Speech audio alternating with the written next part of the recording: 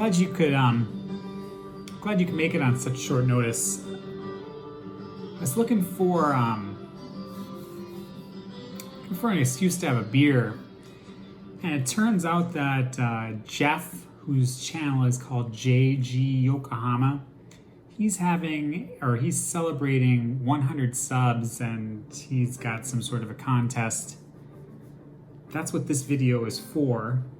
I will leave a link to Jeff's contest video in the description box. That is a box below where the video is playing.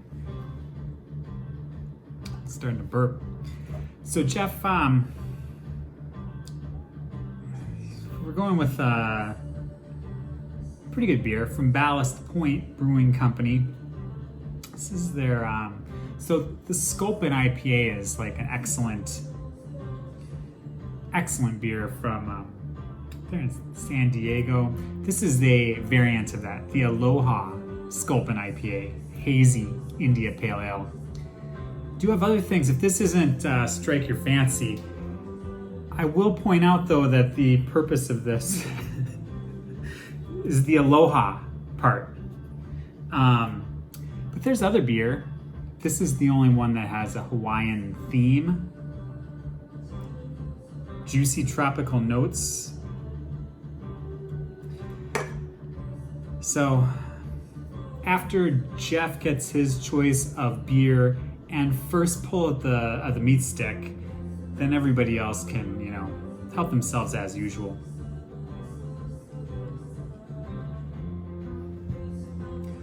So this contest is called Feed the Mantaray. I don't remember what the prize is. You don't have to include me in the drawing, so that way you don't have to say douche on your on your channel.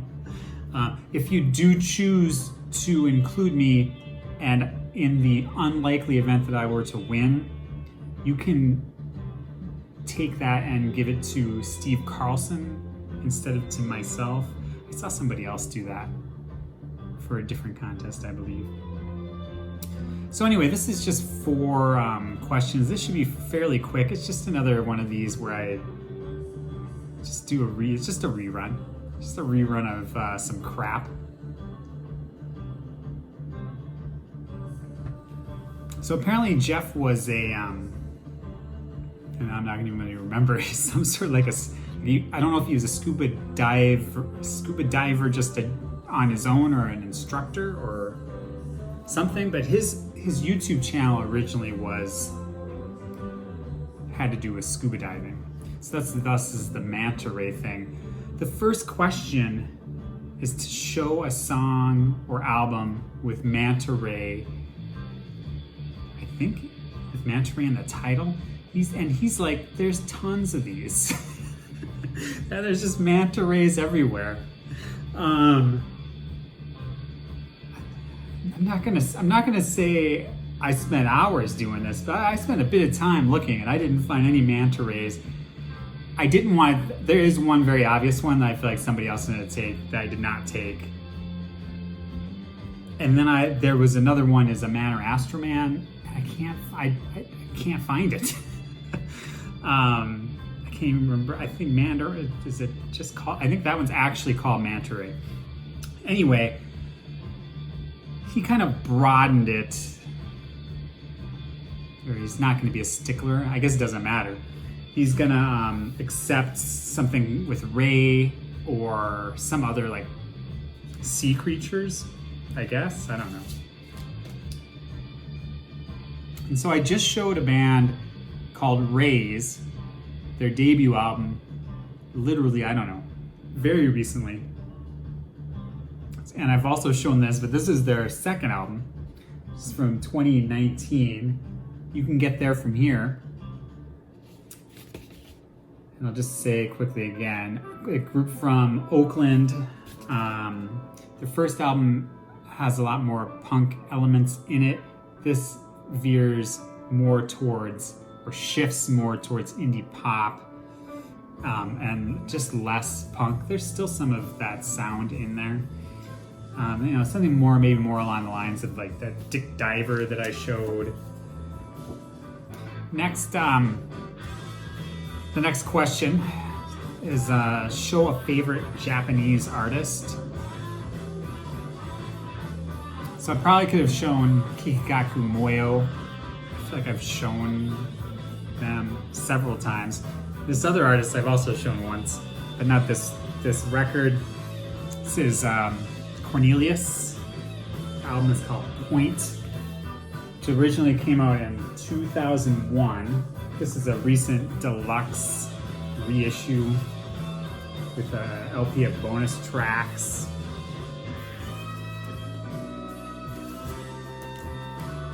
I'm gonna show some of this that I haven't before. This comes with this that you put on your turntable, and it's just a cardboard thing. I really honestly haven't spent much time with it. It looks like circles. Maybe you need to be high. I don't know. Inner sleeve. It also has words. It has words in English and Japanese.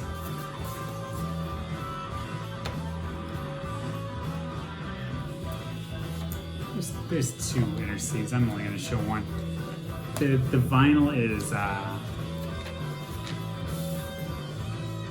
this is the original album fits on one LP that's blue, and then the bonus material is on white vinyl.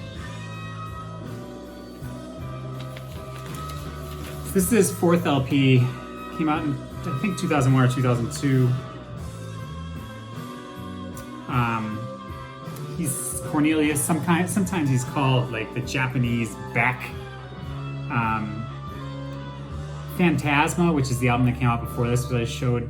It's a lot more like single ready, super catchy tracks, fast, swift changes. This one is a little more methodical. Doesn't have the super obvious like singles on here. It's still a good record. Did I mention that the reason that the question was show a favorite Japanese artist was because he lived in Japan for a long time, and when he originally was doing the YouTube or the vinyl community videos, he was in Japan, and so he brought a lot of that perspective of shopping in Japan and buying different Japanese records, not only from Japanese artists, but U.S. artists or other artists' Japanese pressings. So I think he's in the D.C. area now. I think that's where he may be originally from. I might be getting some of my trivia wrong. But he wants to show a D.C. artist. And then he opened it up and said, could be like the greater Washington, D.C. area. So Maryland and all these other suburbs. Which kind of opens it up quite a bit. I'm actually going to show a record again, just because I don't feel like it's shown. Maybe somebody shows it. I feel like I've never seen it shown. It's a 1999 record. This is the Dismemberment Plan. Dismemberment Plan from Washington, D.C. Album is called Emergency and I. It's produced by Jay Robbins, who's also from Washington, D.C. in Jawbox. This is the 2011 Barsuck reissue that has 3 extra tracks. Really good. So I guess you would call this indie rock or post-hardcore, if you want to say that. This is really, really excellent. If you like, or if you can handle a little rock, like if you're not like anti-rock, this is good stuff. This is their third LP. Actually has a variety of influences and styles blended throughout. It's really, really good. I don't know if I can stress this enough. This is a really good record. It's maybe, like I say, not for people that don't like a little bit heavier rock. A life of possibilities. What do you want me to say? You are invited. The city is just chock full of great tracks. The interesting story with this, they had signed to Interscope Records and recorded this to be released on Interscope Records. I think they had a multi-record deal with Interscope Records. But right before there was some sort of restructuring or something, and then they were forced to not keep some of the artists, and they wound up getting dropped, and they went to DeSoto. I think in the year 2000, they performed in the studio for a show that I hosted when they were on. That was like a radio and TV, like cable TV show. But I remember I had I really disliked one of the promoters for Interscope Records, and so in my interview, I couldn't stop talking about I really wanted them to like, you know, throw Interscope under the bus for that whole fiasco. But anyway, really good record. So just one more of the four main questions, and it is show a song or album with a Hawaiian theme. That's where the Aloha Sculpin came into play. This is another one. So I guess he also had lived in Hawaii, or spent a lot of time in Hawaii. I believe lived in Hawaii. Probably scuba diving. So I've seen, like the obvious thing is to have Hawaiian albums, but I don't really have, I don't have any Don Ho records. So the one thing that came to mind was just a song called Hawaii by the Beach Boys on Surfer Girl. Second song on side 2, right after In My Room. The excellent song In My Room. So that's gonna be my Hawaii. I think he wanted like a song or an album with a Hawaiian theme. That's a song with a Hawaiian theme, I guess. And we had a beer with a Hawaiian theme, so that feels like I've got the bases covered there. So once again, the link is going to be below if you want to check out the contest video. Congratulations once again. There is a bonus question, which I'll do here. It's not a question, it's just a bonus item. I want you to do at least a minute of karaoke. How do you say that? Karaoke? I think it depends where you are and how you say that. So I'm not just gonna do a minute, I'm gonna do the entire full, complete song, Freebird by Lynyrd Skynyrd. I'm gonna do the whole thing, start to finish, karaoke style.